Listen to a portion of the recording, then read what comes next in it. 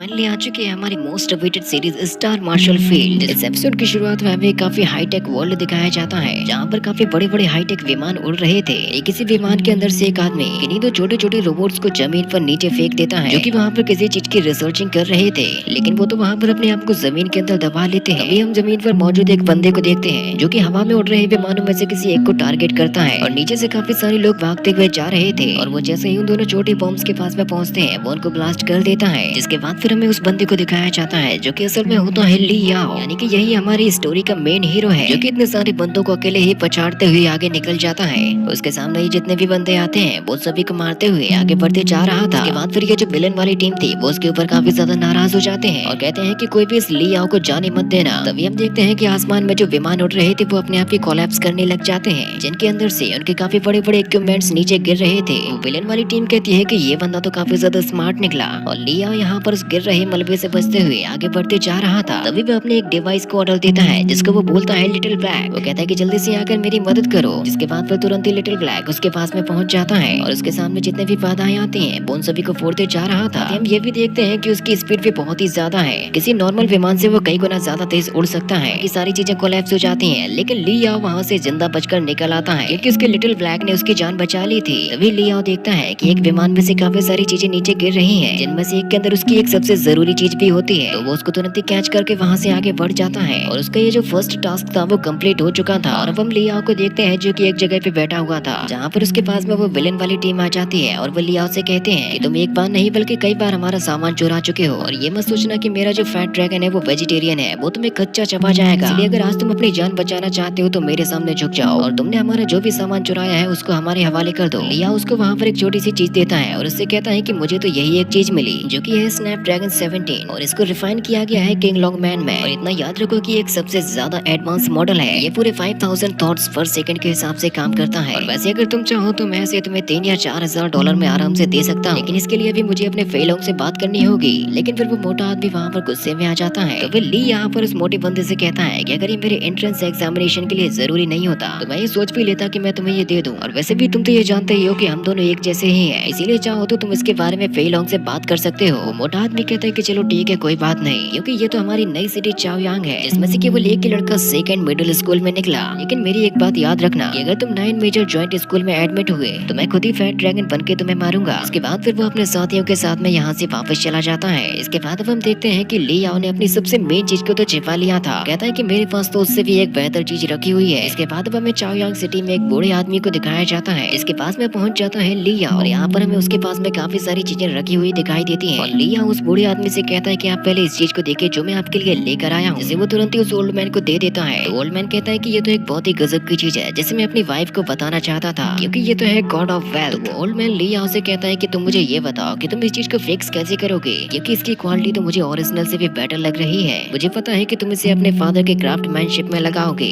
और देखो वैसे मैं जानता हूँ कि तुम एक बहुत ही टैलेंटेड लड़के हो, इसीलिए क्यों तुम यहाँ पर रहते हुए अपना टैलेंट बर्बाद कर रहे हो। तो ली याओ उस ओल्ड मैन से कहता है कि आप ये सारी चीजें छोड़िए, क्योंकि मैं चाहता हूँ कि आप मुझे इसके लिए काफी सारे पैसे दे दें। अभी उन लोगों के ऊपर से एक बहुत ही बड़ा और हाईटेक विमान उड़ते हुए जाता है। ली याओ कहता है कि मैं इसके लिए कब से इंतजार कर रहा था और फाइनली अब ये बन के तैयार हो चुका है, क्योंकि मुझे तो पसंद है इसकी फास्ट स्पीड और मैं भी वैसे काफी सारे पैसे इकट्ठे करके ऐसा ही एक विमान जरूर से बनाऊंगा। अभी वो ओल्ड मैन कहता है कि मैं तुम्हें इसके लिए 9500 दूंगा। इसके बाद वो तुरंत ही उसको मनी ट्रांसफर कर देते हैं, लेकिन ली याओ ने केवल 9000 ही लिए थे। वो कहता है कि बचे हुए 500 ग्रैंड माँ को दे देना, क्योंकि मैं नहीं चाहता कि बुढ़ापे में आपकी किसी भी तरीके की बुरी हालत हो। ओल्ड मैन कहता है कि तुम हमारी काफी परवाह करते हो, मैं जानता हूँ कि तुम्हारे डैड अब नहीं रहे और उन्हें तुमसे कितनी सारी उम्मीदें थी जिनके बारे में तुम नहीं जानते, इसीलिए तुम्हें जल्दी से अपने एग्जाम्स को खत्म करके अपनी आगे की स्टडी पर ध्यान देना चाहिए। कोई भी जरूरत नहीं है ये कचड़े से सारी चीजें उठाने की और उस फैट ड्रैगन की तरह इधर उधर भागने की। मैं जानता हूँ कि तुम्हें मनी की जरूरत है अपने स्पिरिचुअल रूट्स को डेवलप करने के लिए, और अगर कभी भी तुम्हें पैसों की जरूरत पड़े तो तुम मुझसे बेझिझक होकर मांग सकते हो। तो लिया उससे कहता है कि ये तो बहुत ही अच्छी बात है कि आप कुछ पैसे छिपा कर भी रखते हो, और मुझे खुशी होगी कि जब आप एक की ट्रेनर बनोगे। ये तो मेरा एक बहुत ही बड़ा सपना है कि मैं आपको वैसे देखूं। जिसके बाद फिर लिया यहाँ से वापस चला जाता है। ओल्डमैन कहता है कि ये लड़का भी मुझे की ट्रेनर बनाने के बारे में सोचता है, कहीं ऐसा तो नहीं कि ये खुद से ही बनने के बारे में सोचता हो। और वैसे तो इसको जरूरत है 9 मेजर जॉइंट स्कूल में जाने की। इसके बाद हमें दोबारा से उन्हीं कचरे के ढेरों को दिखाया जाता है, जहाँ पर काफी सारे खतरनाक से बीस्ट भी मौजूद होते हैं, जिनको खत्म करके लिया उनकी ऊर्जा को छीन लेता है। लेकिन अब ऐसा देखकर वहाँ पर बाकी के मॉन्स्टर लियाओ के ऊपर हमला कर देते हैं, जिनसे बचने के लिए लियाओ तुरंत ही वहाँ से भागने लगता है, क्योंकि वो जो वाइल्ड डॉग थे वो काफी ज्यादा संख्या में बढ़ते जा रहे थे, तभी लियाओ वहाँ पर अपने रूट को डिसाइड करता है और उसी चीज को फॉलो करते हुए आगे बढ़ते जाता है। साथ ही वो अपने इसी तरीके को अपनाते हुए उन मॉन्स्टर्स को मारकर उनकी ऊर्जा भी छीन रहा था। लेकिन अब यहाँ पर काफी सारे टू हेडेड मॉन्स्टर भी आ जाते हैं, क्योंकि वे एक साथ ही तुरंत ही उसकी तरफ बढ़ने लगते हैं और इनकी संख्या इतनी ज्यादा थी कि लियाओ उनसे अकेले नहीं लड़ सकता था। इसीलिए वो तुरंत ही वहाँ पर अपने पावर्स की मदद से एक शील्ड को क्रिएट करता है और भागकर वहाँ से जाने लगता है। साथ ही वो काफी सारे मॉन्स्टर से फाइट भी करता है। इसके बाद फिर वो अपने स्वॉर्ड का यूज करते हुए उनसे भी फाइट करता है, लेकिन वो मॉन्स्टर तो कम होने का नाम ही नहीं ले रहे थे, क्योंकि धीरे धीरे करके उनकी संख्या बढ़ती जाती है। इसके बाद अब हमें किसी अकेडमी टाइप की जगह को दिखाया जाता है, जिनकी मशीन ने काफी ज्यादा एनर्जी को डिटेक्ट कर लिया था। इसलिए वो लोग चेक करने लगते हैं कि यहाँ पर किसी एग्जाम सिस्टम में तो कोई गड़बड़ नहीं आ गई है। और फिर अब हम दोबारा से लियाओ के उन मॉन्स्टर्स के साथ में फाइट को देखते हैं, जिनकी संख्या लगातार ही बढ़ती जाती है और वहाँ पर काफी सारे मॉन्स्टर लियाओ को पकड़ भी लेते हैं। वे लियाओ वहाँ पर अपने चारों तरफ से काफी सारी एनर्जी को डिटेक्ट करता है, जिसको वो अपनी तरफ खींचता है ताकि वो उसको यूज कर सके और उसकी मदद से वो अपने पास में आने वाले मॉन्स्टर्स को मारने लगा था। जिसके बाद फिर वो उसी एनर्जी की मदद से वहाँ पर लगी हुई एक काफी बड़ी मशीन को स्टार्ट कर देता है, जिसमें से काफी खतरनाक ऊर्जा निकल रही थी, जो कि उस तरफ आ रहे सभी मॉन्स्टर्स को मार रहे थे। लेकिन अब ऐसा देखकर वो मॉन्स्टर्स तो और भी ज्यादा बढ़ते जाते हैं। लेकिन तभी वहाँ पर हम देखते हैं कि ये काफी मजबूत एनर्जी शील्ड क्रिएट हो चुकी है, जिससे कि वो जो मॉन्स्टर थे वो उसके आगे नहीं बढ़ पाते। और इसी के साथ में ये पार्ट भी यहीं पर खत्म हो जाता है। एपिसोड में हम देखते हैं लियाओ के ऊपर काफी सारे मॉन्स्टर्स हमला करने के लिए आ रहे थे, लेकिन तभी अचानक से ही उसके चारों तरफ एक काफी मजबूत एनर्जी शील्ड क्रिएट हो जाती है, जिससे कि बाहर की तरफ से जितने भी मॉन्स्टर्स आ रहे थे उनमें से एक भी लियाओ तक नहीं पहुंच पाता और ना ही वो उसको नुकसान पहुंचा पाते हैं। और ये सब कुछ किया गया था उसके अकेडमी के द्वारा, जहाँ पर ये सारी की सारी चीजें ब्रॉडकास्ट के द्वारा की जा रही थी, जहाँ पर सभी स्टूडेंट्स के बाहर निकलने पर उनका ये रिजल्ट भी अनाउंस कर दिया जाता है। जहाँ पर किसी को यंग के साथ फाइट करने के लिए 230 पॉइंट्स दिए जाएंगे और वहाँ पर धीरे धीरे करके सभी स्टूडेंट्स बाहर आ जाते हैं। साथ ही हमें वहाँ पर धीरे धीरे करके सभी स्टूडेंट्स के पॉइंट भी बताए जाते हैं कि आखिर किस स्टूडेंट ने कितना पॉइंट स्कोर किया है। लेकिन अभी भी हमें वहाँ पर पूरी स्क्रीन पर रेड स्क्रीन दिखाई दे रही थी। तो मास्टर कहते हैं क्या प्रॉब्लम क्या है, हमें ऐसा क्यों दिखाई दे रहा है। वहाँ पर लगा हुआ ऑफिसर कहता है कि केबिन 2 अभी भी ओपन नहीं हुआ, यानी कि ये वो केबिन है जिसके अंदर बंद है लियाओ। वो कहते हैं कि इंटरनल डिस्प्ले की जो एनर्जी है वो काफी हद तक बढ़ चुकी है और जो भी उस केबिन के अंदर होगा वो बहुत ही बड़े खतरे में पड़ चुका है। तो वो मास्टर वहाँ पर कहते हैं कि एग्जामिनेशन रूम को जल्दी से इसके बारे में बता दिया जाए ताकि केबिन 2 को मैनुअली तरीके से खोला जा सके। तो वो ऑफिसर तुरंत ही एग्जामिनेशन रूम में इस खबर को पहुंचा देता है केबिन 2 को मैनुअली तरीके से ओपन करना है। वहाँ पर काफी सारे स्टूडेंट इसी टेस्ट के बारे में बात कर रहे थे। इसके बाद फिर एक ऑफिसर जाकर केबिन 2 को मैनुअली तरीके से ओपन करने लगता है और जैसे ही उसका डोर ओपन होता है हमें तुरंत ही उसकी रैंक बताई जाती है। लियाओ ने यहाँ पर फाइट करते हुए पूरे 530 पॉइंट्स को कलेक्ट कर लिया। ऐसा करने की वजह से वो सेकंड नंबर पे आ चुका था। साथ ही उसकी ये रैंकिंग देखकर वहाँ पर मौजूद सभी स्टूडेंट्स भी चौंक जाते हैं। इसके बाद फिर फाइनली केबिन 2 में से बाहर निकलता है लियाओ। लियाओ के वहाँ पर जितने भी फ्रेंड्स थे वो उसको चीयर कर रहे थे कि आखिरकार तुमने कर दिखाया, तुम अपनी मेहनत के बल पर सेकंड नंबर पे आ चुके हो। और फिर उसके पास में एक बंदा आता है जो कि उससे कहता है कि इस बार मैं तुम्हें चैलेंज करूंगा, क्या तुम मुझे हरा पाओगे। लेकिन फिर वो कहता है कि अब हम लोग इसके बारे में कभी और बात करेंगे, क्योंकि वैसे भी अभी तुम्हें काफी ज्यादा टाइम हो चुका है मॉनिटर के सामने बैठे हुए। मुझे तो पूरा भरोसा ही था कि तुम तो इतना करके ही दिखाओगे, क्योंकि तुम्हारी मार्शल आर्ट टेक्निक्स है ही इतनी बेहतर। और वैसे मैं इस बारे में देखना चाहूंगा कि क्लास के लोग इस बार के रिजल्ट से कैसा व्यवहार करते हैं। तभी वो बंदा लियाओ से कहता है कि तुमने वर्ल्ड लियो के बारे में नहीं सुना। तो ली कहता है कि नहीं। तो वो बंदा उससे कहता है कि जब तुम जंग की आर्ट की दुनिया से बाहर निकलकर अपनी दुनिया को देखोगे तब तो सभी को पहचानोगे। तभी वहाँ पर एक खास तरीके का अनाउंसमेंट किया जाता है, जिसमें बताया जाता है कि अभी ये जो मॉक एग्जाम हुआ था वो 9 जॉइंट स्कूल के लिए रिलीज कर दिया गया है, जिसमें ये देखा गया कि पिछली बार से काफी सारे स्टूडेंट्स में इम्प्रूवमेंट आया है। और टॉप 3 की जो लिस्ट में आते हैं उनमें से है ही लियानली 416 पॉइंट्स के साथ। वहाँ पर मौजूद लोग कहते हैं कि ही लियानली तो फिर से जीत गया, कि उसकी जो इम्प्रूवमेंट स्किल्स हैं वो 75 तरीके से बढ़ चुकी हैं। साथ ही वहाँ पर एक सीजिया नाम की एक गर्ल को दिखाया जाता है जिसके पॉइंट्स होते हैं 354 और इसमें इम्प्रूवमेंट देखा गया है 71%। वहाँ पर हमें एक जाओलिंग नाम के बंदे के बारे में बताया जाता है। इसकी रैंकिंग थी 7 और उसके पॉइंट होते हैं 290। इसके बाद फिर वो लोग वहाँ से चले जाते हैं और लियाओ भी अपने रास्ते पर चला जाता है। और उसका दोस्त उससे कहता है कि इन सारी चीजों को अपने दिल पर मत लेना, क्योंकि मुझे पता है कि तुमने अपनी पूरी कोशिश की थी और वैसे भी तुम तो हमेशा ही अच्छा काम करते हो। तो लियाओ कहता है कि मेरे अंदर सोल डेवलपमेंट केवल 60% हुआ। जो बंदे पहले से ही की क्लास में मौजूद है वो तो केवल 300 पॉइंट लाने पर ही इस टेस्ट को जीत गए